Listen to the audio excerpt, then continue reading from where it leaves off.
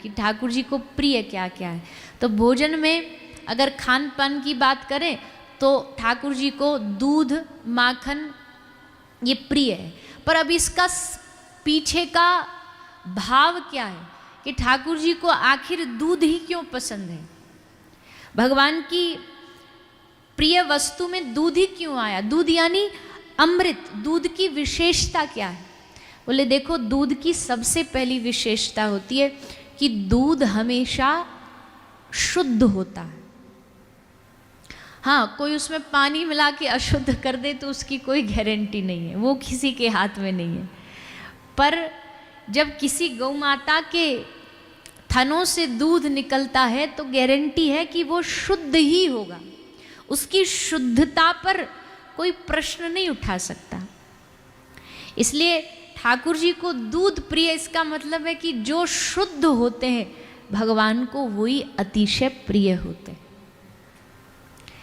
दूध का एक स्वभाव होता है कि वो बहुत सहज होता है, इसलिए भगवान की हर पूजा में उसको स्थान मिला है। अभिषेक करना हो तो किससे करेंगे?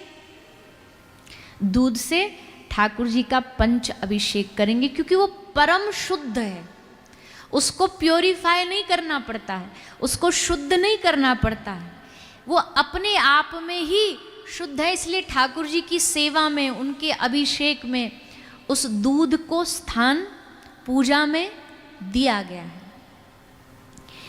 एक दूध की विशेषता है कि उसमें स्निग्धता है। स्निग्धता मतलब उसमें स्नेह तत्व है।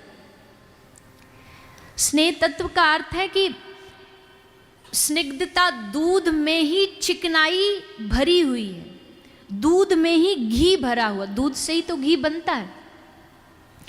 वैसे ही स्निग्धता का मतलब होता है जो हमें पकड़ करके रखे, जो हमें बांध करके रखे। ठाकुर जी को दूध इसलिए भी प्रिय है क्योंकि भगवान को स्नेह तत्व प्रिय है, भगवान को स्निग्धता प्रिय है। और उस स्निग्धता की कारण ही जीव भगवान के चरणों से हमेशा जुड़ा रहता है, हमेशा बंधा रहता है। ऐसे गुण शास्त्रकारों ने बताए हैं, इसलिए ठाकुर जी को ये प्रिय है। और भगवान की प्रियता में एक और विशेष चीज आती है। ये तो भोजन की बात हो गई। भगवान को वाद्य कौन सा प्रिय है?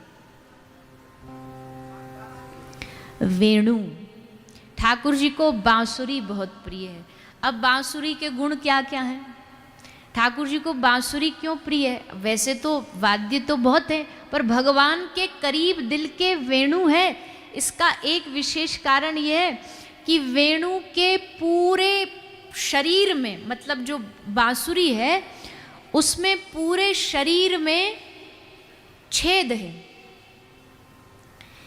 पूरे शरीर में उसको काटा गया है, उसमें छेद बनाया गया है बांस को। लेकिन फिर भी जब उसको अधरों पर रखते हैं तो हमेशा जब भी बांसुरी मिलेगी आपको गुनगुनाती हुई मिलेगी, मुस्कुराती हुई मिलेगी, संगीत बिखेरती हुई मिलेगी। इसलिए ठाकुर जी उसको अपने प्रिय तत्वों में अपने पास और अपने करीब रखते हैं। एक बांसुरी का ये भी भाव है कि उसमें केवल एक छेद से वो सांस लेती है, बाकी सब छेदों से देती है, बांटती है। मतलब ठाकुर जी को प्रभु को प्रिय वही है जो लेने के साथ साथ अधिक मात्रा में देता रहे, बांटता रहे। जो जितना देता रहेगा, जो जितना बांटता रहेगा, वो श्री ठाकुर जी का उतना प्रिय बनता चला जाएगा।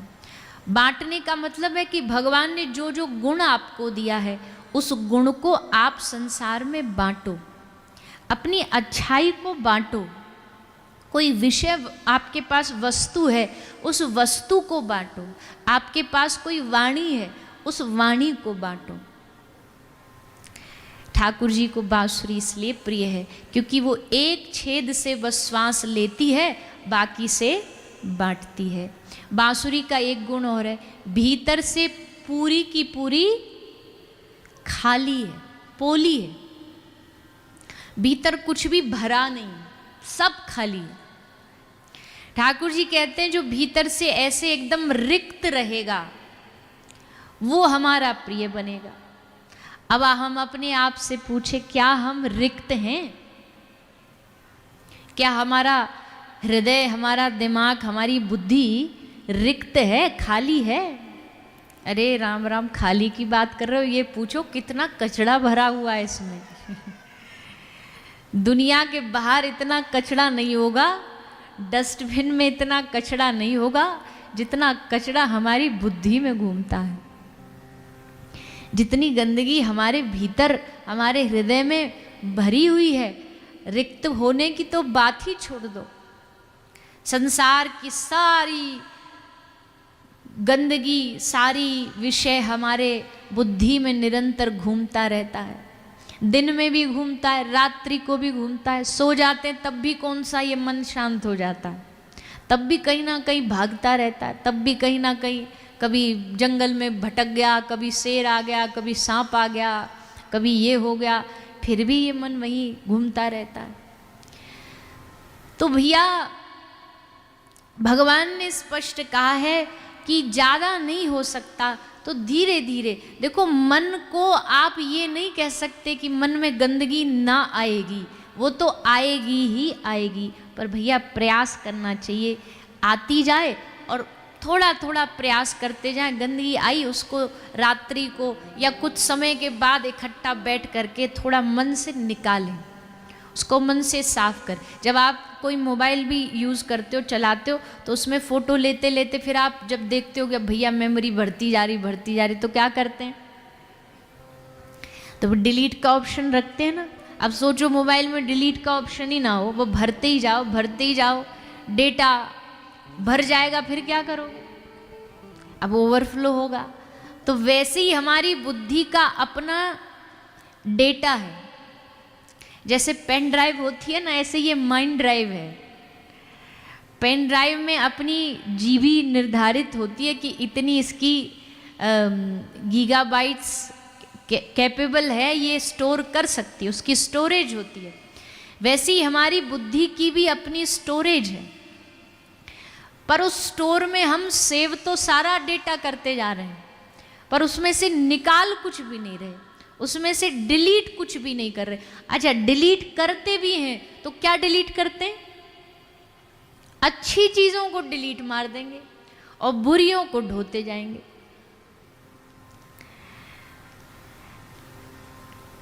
सुख को याद नहीं रखेंगे, पर दुख की कोई बात होगी वो हमें बार बार ऐसे परेशान करती रहेगी, हम उसे ढोते रहेंगे। जैसे उदाहरण के लिए मान लीजिए ये एक पुष्प है, ये एक फूल है,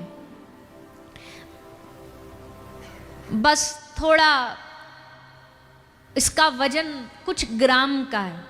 मान लीजिए किसी फूल का 50 ग्राम का वजन है, आप उसको उठाओ, 5 मिनट तक वो आपको बड़ा हल्का लगेगा। लेकिन उसी फूल को आप 5 घंटे उठाओगे ऐसे ही हाथ में, तो अब क्या होगा? वो 50 ग्राम का वजन आपके लिए 500 ग्राम का हो जाएगा। उसी को तुम 10 घंटे उठा करके ऐसे ही बैठे रहो तो अब वो उसका बोझ और ज्यादा बढ़ जाएगा। जीवन की हमारी परिस्थितियां भी महापुरुष कहते वैसी है। थोड़ी देर अपने अगर दिमाग में, मन में रहोगे तो थोड़ी हल्की लगेंगी, पर हम क्या करते हैं?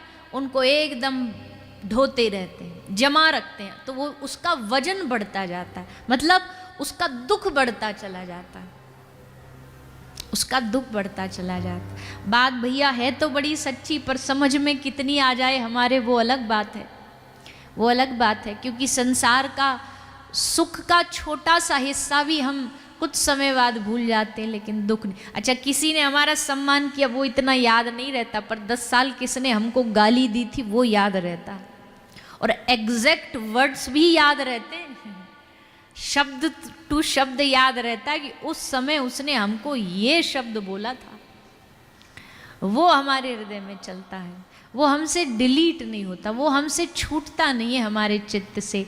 इसी का कारण है कि हमारी दिमाग की जो स्थिति है, जो स्टोरेज है, वो फुल हो जाती है और फिर धीरे धीरे मन अशांत, धीरे धीरे मन डिप्रेशन, धीरे धीरे मन स्ट्रेस, इस सब की ओर बढ़ने लगता है। इसलिए ठाकुर जी कहते हैं कि भैया हर रोज़ या हर एक सप्ताह या हर महीना बैठ करके थोड़ा सा अपने आप का चिंतन करके कुछ कुछ चीज़ों को दिमाग से निकालो, डिलीट करो, नया भरते जाओ। नए में भी भगवान की कथा, भगवान का चरित्र, संसार की भी कोई चीज़ आ रही आने दो, पर कुछ समय बाद फिर थोड़ा समय निकाल करके उसको स्वच्छ करो, उसको साफ करो। तो ठाकुर जी को बांसुरी वेणु प्रिय क्यों? क्योंकि भीतर से खाली है। भगवान की प्रिय वस्तु में ये है। भगवान की प्रिय खाद्य वस्तु में दूध माखन, भगवान के वाद्य में बांसुरी, और भगवान को क्या प्रिय? गौ माता। गौ माता प्रिय है। अब गौ माता के गुण तो हम आपको बताने लग जाएंगे तो हमको लगता है आज पूरी कथा उसी में निकल जाएगी क्योंकि गुण ही इतने गुण किसी जीव में हो सकते हैं भला? कभी नहीं हो सकते। एक पुणे में ही एक रिसर्च हुई थी एक बार। उस रिसर्च में क्या किया गया? उस रिसर्च में 50 भैंसों को लाया गया और 50 भैंसों के बीच में उसका एक पाड़ा लाया गया, भैंस का बच्चा, और उस भैंस के बच्चे को 50 गायों के बीच में छोड़ दिया गया कि जाओ जी और जा कर के पहचानो तुम्हारी मैया इसमें से कौन है। तो भैंस का पाड़ा पहली भैंस के पास गया, पर वो उसकी मैया थी नहीं, तो उसने लात मार के भगा दिया। दूसरी के पास गया, उसने भी लात मार के भगा दिया। 5वीं 10वीं, लास्ट में सबसे पीछे जब पहुंचा तब जाकर के उसको अपनी असली मैया के पास पहुंचा। फिर दूसरी बार गायों की लाइन लगाई। गायों में 50 गाय खड़ी करी गई और उसमें गायों का एक बछड़ा छोड़ा गया और उस बछड़े को छोड़ दिया गया कि जाओ अपनी मैया को पहचान लो।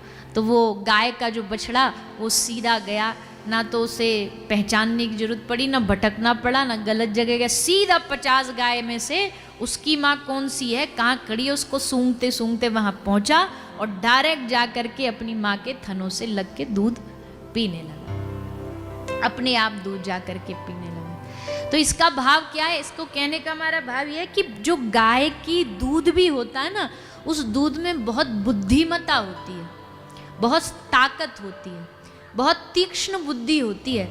इसलिए हम तो कहते हैं अपने बच्चों को भी, भैया अगर तीक्ष्ण बुद्धि का बनाना है तो थोड़ा घर में उनका खान पान जो है बढ़िया रखो। गाय का दूध पिलाया करो, गाय का घी पिलाया करो, बढ़िया मिष्ठान बनाना है तो गाय के घी में दूध में बनाओ, तो उससे बुद्धि तीव्र होती है। क्योंकि बुरा नहीं मानिएगा, वैसे भी आजकल के बच्चों की बुद्धि तीव्र होती क्यों नहीं है? क्योंकि तो जन्म से ही उनको सबसे पहले तो आईपैड और फ़ोन पकड़ा दिया जाता है। पहले तो फिर भी बच्चे गर्मी की छुट्टी हो गई चलो बाहर घुमाते हैं, शरीर की भी कसरत हो जाती थी, दिमाग की भी कसरत हो जाती थी। आजकल तो अगर वो क्रिकेट भी उनको खेलना है तो वो ग्राउंड में जाके नहीं खेलते, मोबाइल में खेलते, उसमें जा कर के खेलते हैं। तो शारीरिक श्रम नहीं रहा, बौद्धिक श्रम नहीं रहा। तो ऐसे में कम से कम उनका खान पान तो ठीक होना चाहिए। गौ माता के अनेक गुण हैं, इसलिए ठाकुर जी को गौ माता प्रिय। गौ माता का वात्सल्य भरा हृदय है, इसलिए ठाकुर जी को गौ माता प्रिय है। तो ये सब प्रिय वस्तु हैं। और एक बात ध्यान रखना कि जो हमारा प्रेमी होता है ना, उसकी प्रिय वस्तु हमारी भी प्रिय अपने आप बन जाती। उसको जो प्रिय वो हमारा प्रिय अपने आप बन जाएगा। उनकी आदत, उनका आहार, उनका व्यवहार वो हमें अपने आप प्रिय लगने लग जाता है। वैसे ही ठाकुर जी को जो जो प्रिय है, उनकी प्रिय वस्तु भी हमारी प्रिय बने।